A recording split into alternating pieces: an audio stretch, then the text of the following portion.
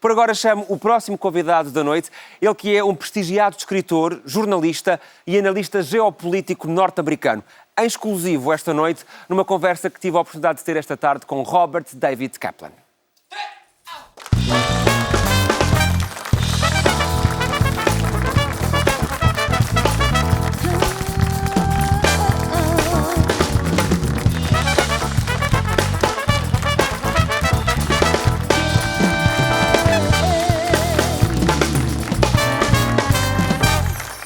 Welcome, Mr. Kaplan, to Conversas ao SUL, our show tonight. You are in Lisbon for a short trip. Are you enjoying the city? Very much so. I used to live here 33 years ago. It's my first time back. Wow. So I've seen a lot of changes, yeah. For better? For better, yes. It was beautiful then, but it's even better. You have wrote a lot about how geography can impact the way the states are together and their relations. Lisbon is in a particular place in geography. It's in the middle of the Atlantic Ocean. It's on the west side of Europe. It's near Africa, and the other side we have America. Is this an important place to be, to change the world? Because we have been learning in schools that Portugal have been very, very important for the world, for globalization during the 17th century. Portugal was the first early modern global empire that stretched around the world and discovered the New World, in fact. I think that as the world becomes smaller, geography has not disappeared, it's shrunk. You know, every place is more interconnected. There's a sense of connectedness that never existed before. So a place like Portugal is perfectly located, especially because in the 21st century, more and more people on Earth are going to be from Africa. So Africa is going to loom more and more important as we go along.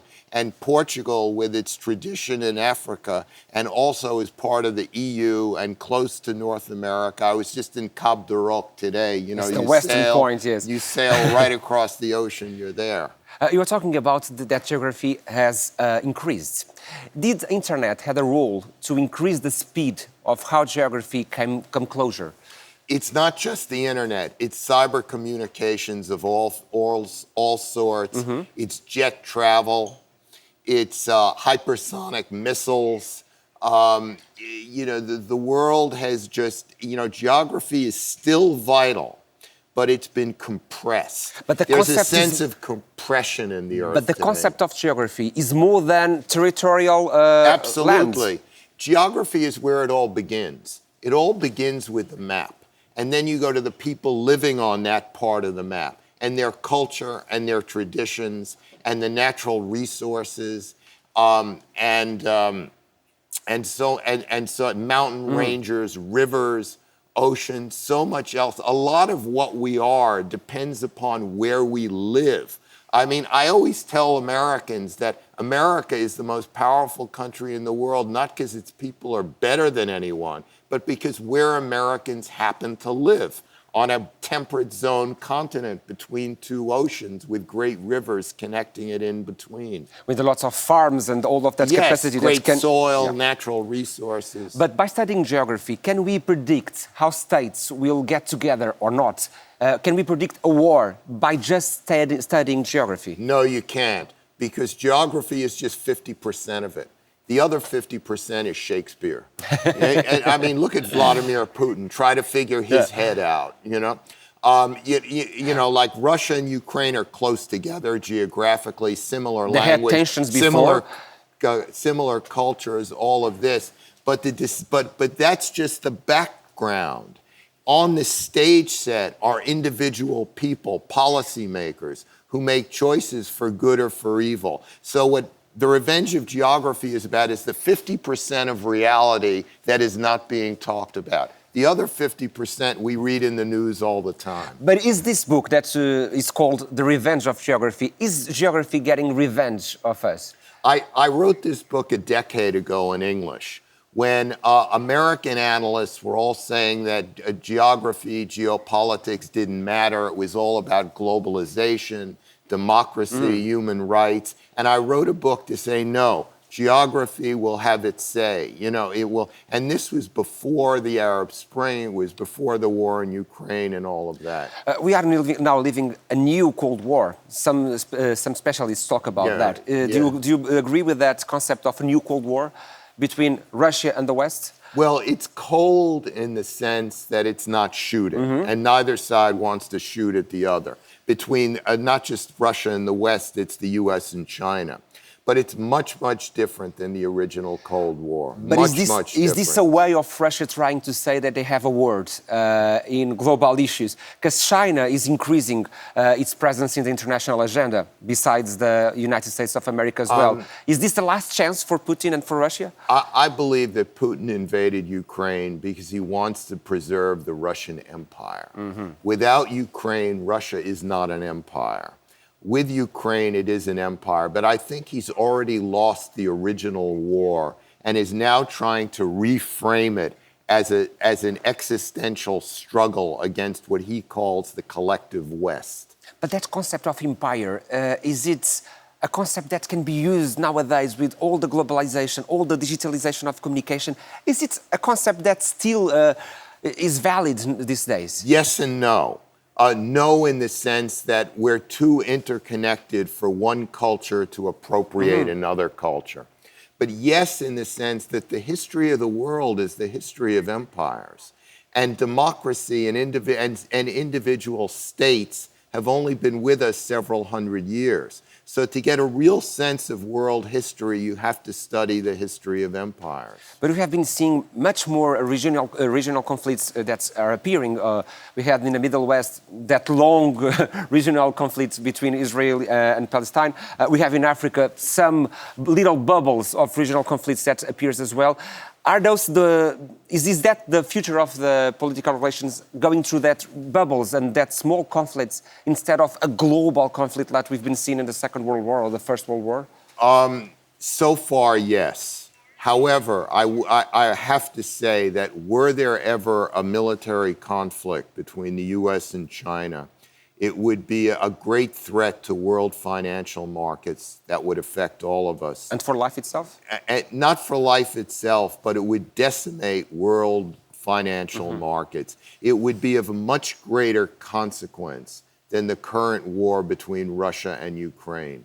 We've been seeing in the international agenda that the West and the North has a word to say, has something to say in the international agenda, but Africa does not. Will that change? Why is Africa so irrelevant in the international relations? First of all, Africa is less and less irrelevant. More and more people on Earth will be Africans as each decade goes along. But Africa is too big to generalize about it. There will be new middle-class countries in Africa, successful countries. There will also be failed states, and there'll be places in the middle. It's just so big, it's impossible to generalize. So we have different Africas. I believe there are several Africas. There's what I call Indian Ocean Africa, which is sort of Ethiopia, Kenya, south to Mozambique, which is tied in with trade with the Indian Ocean, with the Persian Gulf, with India, etc. Then you have Southern Africa, which has been disappointing the last 20 years, but can always reverse itself. Then you have West Africa, which is still climbing out of, which are weak states. Then you have the heart of Africa, where states are also weak. But all these Africas are going in different directions. But states with powerful resources can be powerful in the international arena? Absolutely, yes. And, as we've seen in the last 20 years or so, the Chinese especially have been building roads, pipelines, access to natural resources in Africa. Africans have mixed feelings about that, in many ways. But who knows? Maybe Western imperialism was not good for Africa. It made artificial borders and all of that. But I think that that Africa is going to be in the news more and more. And not just for bad things, but for good reasons as well. For good reasons as well. We've been talking about how geography changed, or the way we view geography has changed. But when we saw states like Islamic states that is spread all around the world, and they are not based only on the geography basis, is that saying something that the political movements are changing as well? You know, Islam, there's not only Islam in the Middle East, there's what I called seafaring Islam, which is Indonesia, parts of Bangladesh, Malaysia, you know, in Islam tied to the Indian Ocean, which is very different from Islam in the Middle East. So Islam is a world religion. It's very varied. It's very different in Indonesia than it is in Saudi Arabia. What will be the biggest challenge that our generation will have to face in terms of geography and geopolitical? Building institutions. It's not enough to hold elections. Just because a place holds an election doesn't mean people are happy living there or they're well served or the place is stable. It's about building bureaucratic institutions so that, you know, so that there's organization. The search for basic order goes on. And in some cases it will be democratic, in some cases not. But when we see political movements that come from the wings with some ideas, with some simple ideas that they can save society. We saw that in the United States. We are seeing that here in Europe with that increase of that parties.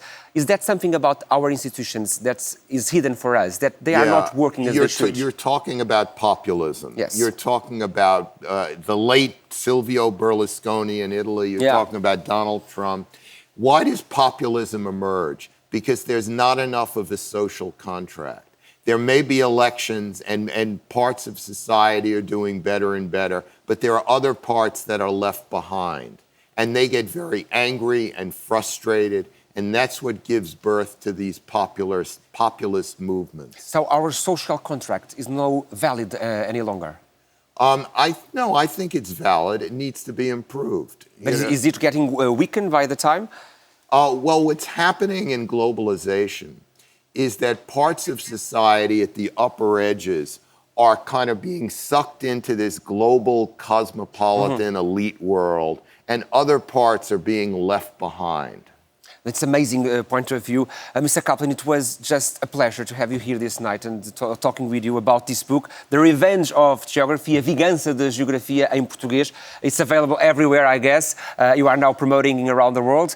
And it was a really nice chat with you tonight. And it's an amazing view that you brought us tonight. Thank you very much for being with us. Thank you. Thank you. Thank you very much. Pleasure.